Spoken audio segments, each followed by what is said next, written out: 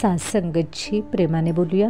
धन निरंकारची सासंगतची भक्तीमध्ये हनुमानाला सर्वश्रेष्ठ का मानलं जातं? असं काय होतं श्री हनुमंतामध्ये की त्यामुळे स्वयं भगवंत देखील भक्तांच्या सर्वोच्च यादीमध्ये हनुमंताचं नाव देतात? त्याच्या पाठीमागं काय रहस्य आहे, किंवा असा काय त्यांचा भक्तिभाव होता की त्याच्यामुळे श्री हनुमंत भक्तीमध्ये सर्वश्रेष्ठ झाले? एकीकडे आपण पाहिलेलं आहे की श्री नारद मुनी हे सुद्धा सर्वश्रेष्ठ भक्त आहेत आणि एकीकडे हनुमंतही आहेत, परंतु त्यांच्या दोघांमध्येही तुलना होता श्री हनुमंत हे सर्वश्रेष्ठ भक्त झाले. तर ते कसे हे आपण थोडंसं समजून घेऊयात, किंवा थोडंसं मी म्हणेल की याच्यावरती आपण विचार करूयात. रामायणामध्ये अशा काय कथा आहेत की त्या कथांच्या माध्यमातून आपल्याला हे समजून येईल. चला तर मग जाणून घेऊयात. भक्तीचं जे प्रथम लक्षण आहे ते म्हणजे निष्काम भाव.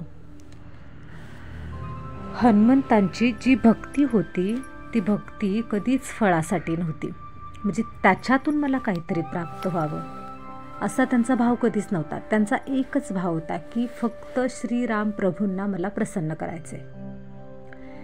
त्यांच्यावरती नितांत प्रेम होतं श्री हनुमंतांचं, आणि श्री हनुमंत निष्कामच त्यांच्यावरती प्रेम करत होते. मग त्यांना कोणताही त्याच्या पाठीमागे त्यांचा कोणताच उद्देश नव्हता. त्यांना त्याच्यातून काहीच नको होतं. त्यांना फक्त श्रीरामप्रभूंच्या चेहऱ्यावरती हास्य हवं होतं, एवढंच त्यांना हवं होतं. तर असं जे हनुमंतामध्ये असलेलं जे पहिलं लक्षण आहे ते म्हणजे निष्काम भाव त्यांचा होता. त्यांना पद नको होतं, कीर्ती नको होती, फळ नको होतं, फक्त प्रभूंची सेवा हीच त्यांची पूजा होती. तर रामायणामध्ये बघा एक उदाहरण आहे की वनवासात राम, लक्ष्मण, सीता यांचा शोध घेताना सुग्रीवाने सांगितलं की हे वन, हे पर्वत यामध्ये रामासाठी धावून जाईल असे एकच व्यक्तिमत्व आहे, ते म्हणजे हनुमान. हनुमानजींनी रामांना पहिल्यांदा जेव्हा ते भेटले तेव्हा त्यांनी स्वतःची ओळख काय दिली, तर मी तुमचा सेवक. यातूनच त्यांच्या निष्काम भक्तीची झलक दिसते. त्यांचा जो सेवाभाव होता, सतत त्यांचं जे चरण आहे, प्रभू श्रीरामांचं चरण आहे, त्या चरणावरती ते सतत स्वतःला झुकलेले, असेच त्यांनी स्वतःला समजले सेवक, स्वतःला दास समजलं, अशी त्यांची भक्ती होती. दुसरा त्यांचा स्वभाव होता किंवा त्यांच्यामध्ये असा एक गुण होता की तो म्हणजे पूर्ण समर्पण. जे जे त्यांनी ज्या ज्या गोष्टी केल्या ना, ज्या ज्या गोष्टी अशा आकस्मिक होत्या, चमत्कारिक होत्या, कितीतरी अशा गोष्टी घडल्या, पण त्यांनी त्याचं श्रेय कधी स्वतःवर घेतलं नाही. त्यांनी त्यांच्या प्रत्येक शब्दामध्ये एकच होतं की ही श्रीराम प्रभूंची लीला आहे, ही प्रभूंची लीला आहे, ही प्रभूंची लीला आहे. त्यांनी कोणत्याही गोष्टी असू दे, त्या कोणत्याही गोष्टींचं श्रेय स्वतःवर नाही घेतलं. मी नाही केलं तर श्रीराम प्रभूंनी केलं. कारण भक्तींमध्ये सर्वात मोठी जी अडचण असते ना, ती अहंकार असते. पण हनुमानजींसाठी एकच मंत्र, राम काज करणे हाच माझा श्वास, रामासाठी कार्य करणे हाच माझा श्वास आहे, प्रभूंसाठी काम करणं हाच माझा श्वास आहे. मग त्यांना श्रीराम प्रभूंच्या जवळ जेव्हा ते होते, त्यांना कुठल्याही पदाची अपेक्षा नव्हती की कोणी मला चांगलं म्हणावं, कोणी मला वाईट म्हणावं, कोणी मी कसा दिसावा, काही दिसावं, काही नाही. फक्त त्यांचं एकच उद्दिष्ट होतं की माझ्यावरती श्रीराम प्रभू हे खुश झाले पाहिजेत, एवढाच त्यांचा ध्यास होता. आता समर्पणाचं त्यांचं एक उदाहरण आहे बघा, की लंकेत उडी मारण्याआधी पर्वतावर उभे राहून हनुमान म्हणतात, राम कृपेविना माझ्यात शक्तीच काय. ही भावना त्यांना सर्व प्राण्यांमध्ये श्रेष्ठ बनवते. लंकेमध्ये त्यांच्यामध्ये श्रीराम प्रभू त्यांना ते दैवत मानत होते आणि हनुमंताकडे खूप सारी शक्ती होती, पण त्यांना माहीत होतं की ही जी शक्ती आपल्या जवळ आहे ना, ती माझ्या प्रभूंनी दिलेली आहे मला. जर प्रभू नाहीत तर मी काहीच नाही, माझ्यामध्ये कोणतीही शक्ती नाही. त्यामुळे त्यांनी कोणतंही रामायणामध्ये बघा की अशा कितीतरी घटना आहेत, त्या प्रत्येक घटनेमध्ये त्यांनी पहिलं जे त्यांनी स्थान दिलं ना ते प्रभूंना दिलं. लंकेमध्ये जेव्हा उडी मारायची होती त्यावेळेस उडी मारण्यावरती पर्वतावर उभं राहून सुद्धा त्यांनी पहिल्यांदा त्यांनी काय म्हटले, हनुमानजी काय म्हटले तर प्रभूंची कृपा जोपर्यंत होत नाही तोपर्यंत माझ्यामध्ये शक्तीचं काहीच काम नाही. आणि कोणतंही कार्य करण्या अगोदर त्यांच्या मुखकमलामध्ये एकच वाक्य असायचं की जय श्रीराम. कारण ते जे त्यांचं नामस्मरण होतं ना त्याच्यामध्ये ते जय श्रीराम म्हणायचे आणि कामाला सुरुवात करायची. म्हणजे सुरुवातीलाच प्रभूंवरती समर्पण आणि मग नंतर ना त्यांच्यामध्ये ती शक्ती यायची आणि मग ते कार्य पार पडायचं. आणि मग कार्य पार पाडून झाल्यानंतर ना सगळे त्यांचे कौतुक करायचे, त्यांचा जय जयकार करायचे. पण तरीही त्यांच्या मनामध्ये कोणत्याही प्रकारचा अहंकार येत नव्हता. अहंकार त्यांच्या मनामध्ये कधी जागृत झाला नाही. त्यांची सेवा, प्रभूंची सेवा हीच त्यांची भक्ती होती. हनुमानजींची भक्ती कृतीवर आधारित आहे, फक्त जप किंवा ध्यान नाही. बघा त्यांचं पूर्ण जे त्यांचं जीवन आहे हनुमानजींचं, त्या हनुमानजींच्या जीवनामध्ये आपण पाहतोय बघा की ते असं कुठेतरी जप तप करत बसले, एका जागेवर बसले नाही. त्यांचं प्रत्येक कर्म सुरू असायचं. ते कर्म सुरू असताना ते प्रभूंचं नाव घेत घेत त्यांचं कर्म असायचं. म्हणजे ते कर्मयोगाच्या स्थितीमध्ये ते कर्म करत होते.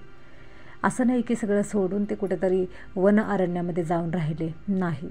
त्यांनी सर्व कर्म केलं आणि कर्म करत करत प्रभूंची भक्ती केली.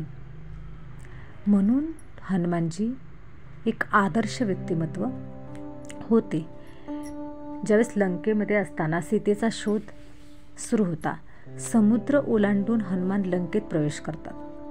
त्यांना प्रत्येक घरात शोधता येत होते, पण त्यांनी विचार केला मातेला अपमान होणार नाही, पवित्र दृष्टिकोनाने शोधतो.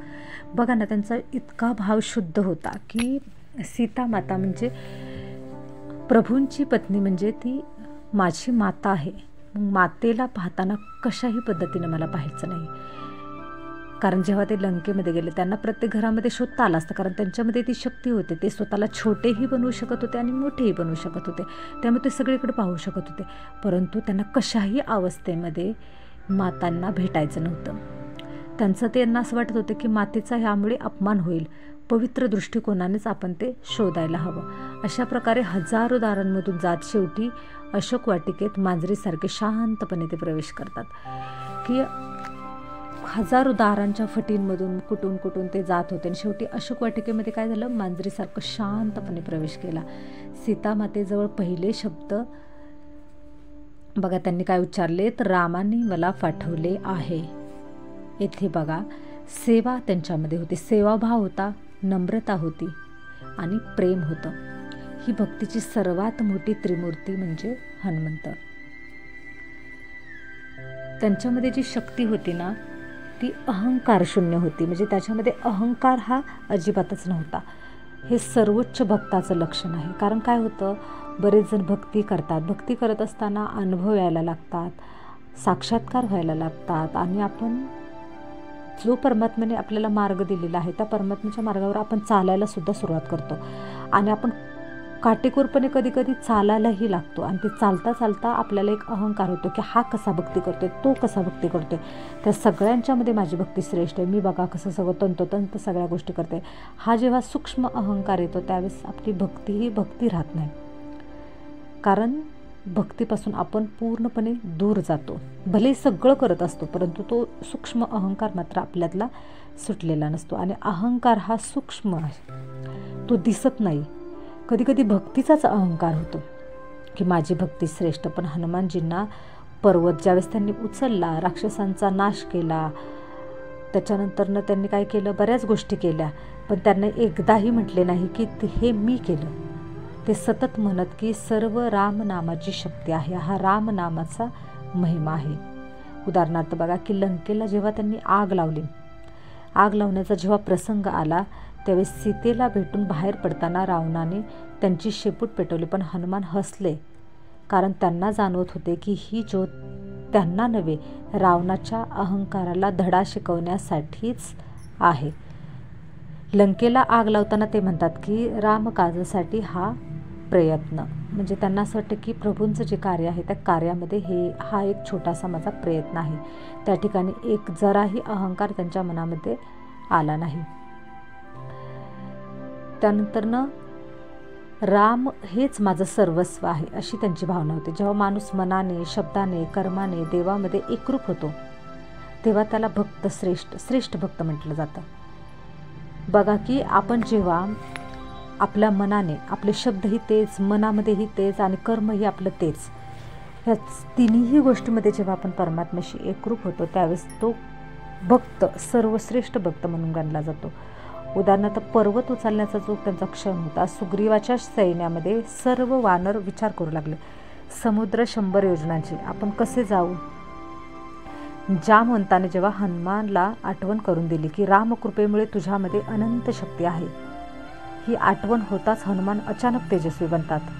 ध्यान द्या, त्यांनी स्वतःवर विश्वास नाही ठेवला पण रामकृपेवर मात्र विश्वास ठेवला आणि त्यांनी उडी मारली. त्या ठिकाणी ज्यावेळेस लंकेमध्ये जायचं होतं आणि समुद्रकिनारे सगळे थांबले होते त्यावेळेस सगळ्या सुग्रीवाने किंवा बाकीचे सगळे जे वानर आहेत त्यांनी त्यांच्यामधील असलेली शक्ती जागृत केली, हनुमंतामध्ये असलेली शक्ती जागृत केली. सगळ्यांनी त्यांचा विश्वास वाढवला आणि सांगितलं की राम प्रभूंची तुमच्यावरती कृपा आहे. मग त्यांच्यामध्ये ती शक्ती जागृत झाली. आणि भक्तीचा जो 4था स्तंभ आहे की तो म्हणजे पवित्रता व ब्रह्मचर्य. हनुमानजींचा ब्रह्मचर्य, मनाची पवित्रता व संयम अतुलनीय आहे. पवित्र मनातून येणारी ऊर्जा भक्तीला सदैव प्राणशक्ती देत असते. त्यांच्यामध्ये जे हनुमंतामध्ये मनाचं इतकं पावित्र्य होतं की सीतेबद्दल त्यांच्या मनामध्ये आदर होता. सीतेला ते माते समान मानत होते. सीता मातेपाशी हनुमान गेले तेव्हा त्यांनी पायापर्यंत नम्रपणे मस्तक ठेवले. सीता माता म्हणाल्या, तू मला रामाप्रमाणे वाटतोस, तुम्ही विचार करा. ही प्रशंसा साधा भक्त नाही, देवी सीता स्वतः देते. हे पवित्रतेचे प्रमाण आहे. आणि त्यांच्यामध्ये जी इतकी पवित्रतेची शक्ती होती हनुमंतामध्ये की या पवित्रतेच्या शक्तीमुळे त्यांच्यामध्ये अष्टशक्ती जागृत झाल्या होत्या. आणि ह्या अष्टशक्ती त्यांच्यामध्ये त्यांना जे त्यावेळेस वेगवेगळी जी कार्य करायची होती त्या कार्यामध्ये वेगवेगळी त्यांना जी शक्ती लागत होती ती शक्ती त्यांना त्याच्यामधून प्राप्त झाली होती. त्यांना अष्टशक्ती प्राप्त झाल्या होत्या. हे सुद्धा त्यांच्यामध्ये असलेल्या पवित्रतेचीच एक शक्ती आहे. त्याच्यानंतरनं भक्ती आणि धैर्य, संकटातही रामाचे स्मरण. हनुमानजींनी भक्ती कठीण काळातही ढळली नाही. हनुमानजींची जी भक्ती होती ती कठीण काळामध्ये सुद्धा ढळली नाही. म्हणजे काय होतं, कधी कधी आपल्या जीवनामध्ये चांगला काळ असतो त्यावेळेस आपण सहज भक्ती करतो, पण जेव्हा आपल्या जीवनामध्ये एखादा वाईट प्रसंग सुरू असतो त्यावेळेस आपण पूर्ण खचून जातो, आपल्या भगवंतावरला विश्वासही खचून जातो आणि मग अशा वेळी आपण लगेचच परमात्म्याचं नाव घेणं सुद्धा सोडून जातो, आपला विश्वास कमी होतो. परंतु हनुमानजींनी काय केलं तर कठीण काळामध्ये सुद्धा त्यांनी प्रभूचं स्मरण कधी विसरले नाहीत. पर्वतावरून सुमेरू पर्वतावर जाऊन औषधी त्यांना आणायची होती. लक्ष्मण जे होते ते जीव घेण्या स्थितीमध्ये पडले होते. हनुमानजी दौगद्री पर्वतावर पोहोचतात पण औषधी ओळखता येत नाहीत. हात टेकण्याऐवजी ते म्हणतात राम कार्य आहे, समाधान शोधतो. त्यांना खूप टेन्शन आलं होतं त्या ठिकाणी सुरुवातीला की आता कसं करू, मला तर तिथं वेळेमध्ये पोहोचणं गरजेचं आहे, आता मी कसं जाणार. पण तरीही त्यांनी स्वतःला समजावलं आणि रामाचं नाम घेतलं आणि त्या ठिकाणी ते रामाचं कार्य आहे, समाधान मी नक्कीच त्याच्यामधून शोधेल आणि मला मिळेलच, हा त्यांचा विश्वास होता. आणि मग नंतर त्यांनी काय त्याच्यावरती समाधान शोधलं तर संपूर्ण पर्वतच त्यांनी उचलून आणला. हा प्रसंग दाखवतो की भक्ती म्हणजे अडखळपणे नव्हे तर बहादुरीने मार्ग शोधणे आहे. त्याच्यानंतर बघा जो 9वा पॉईंट आहे, भक्तीचा उत्कर्ष कशामध्ये आहे तर भक्त आणि देव यांचे एकरूप होणे. ज्यावेळेस भक्तांमध्ये देवामध्ये जे एकरूप मनाची स्थिती असते ना त्याच्यातून भक्तीचा उत्कर्ष होत असतो आणि ते हनुमंतामध्ये होतं. हनुमानजींच्या हृदयामध्ये राम इतके विलीन झाले की ते स्वतःचं रामस्वरूप झाले. त्यांच्या हृदयामध्ये त्यांनी श्रीराम प्रभूंचं वात्सल्य केलं आणि त्याच्यातून काय झालं, इतके राम त्यांच्यामध्ये ते झाले होते की ते रामस्वरूप झाले होते. त्याचं एक प्रसिद्ध उदाहरण आहे की रामाचे हृदयात दर्शन झाले. राम लक्ष्मण यांच्या वैभवावर अचंबित होतात. राम प्रेमाने म्हणतात, हनुमान मला सांग तुला कसे प्रसन्न करावे. त्यावेळेस हनुमान म्हणतात की विनम्रपणे उत्तर देतात, जर काही द्यायचेच असेल ना मला तर नेहमी माझ्या हृदयात राहा. त्यानंतर त्यांनी छाती फाडून राम सीतेचे दर्शन सर्वांना दाखवले. हे सर्वोच्च भक्तीचे सर्वोच्च प्रतीक आहे. याचा अर्थ असा नाही की त्यांनी खरोखरच छाती फाडली. त्याचा अर्थ असा आहे की हृदयामध्ये त्यांनी संपूर्णपणे स्थान दिलं होतं.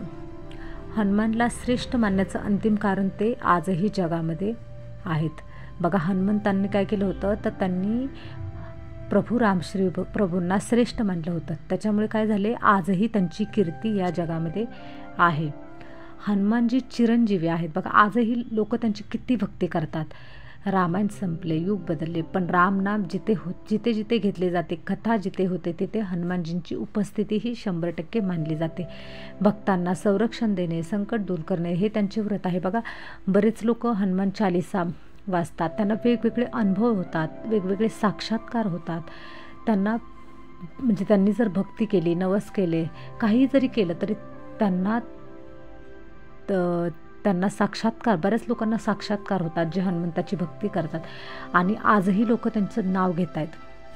म्हणजे हनुमंत त्यांचं आजही त्यांच्या कार्याने या ठिकाणी ते आहेत. बघा की हनुमानजी श्रेष्ठ भक्त का आहेत, तर त्याचं कारण आहे, पहिलं जे कारण आहे निष्काम भक्ती होती. मग त्यांना कुठल्याही फळाची अपेक्षा नव्हती. दुसरं जे त्यांची भक्ती होती ती अहंकार शून्य होती. तिसरा त्यांच्यामध्ये गुण होता संपूर्ण समर्पण. चौथा अद्भुत शक्ती आणि पवित्रता. राम कार्याप्रती अटूट निष्ठा. भक्तांचे रक्षण करण्याचे व्रत. त्यांनी एकदा ते व्रत केलं आणि ते पूर्णच केलं. आणि रामायणातील हजारो जिवंत उदाहरणे आहेत त्यांची की त्याच्यामुळे हनुमानजी श्रेष्ठ ठरले. म्हणूनच आजपर्यंत त्यांना म्हणतात की भक्त श्रेष्ठ हनुमान, राम भक्त हनुमान, चिरंजीवी रक्षक. हे जे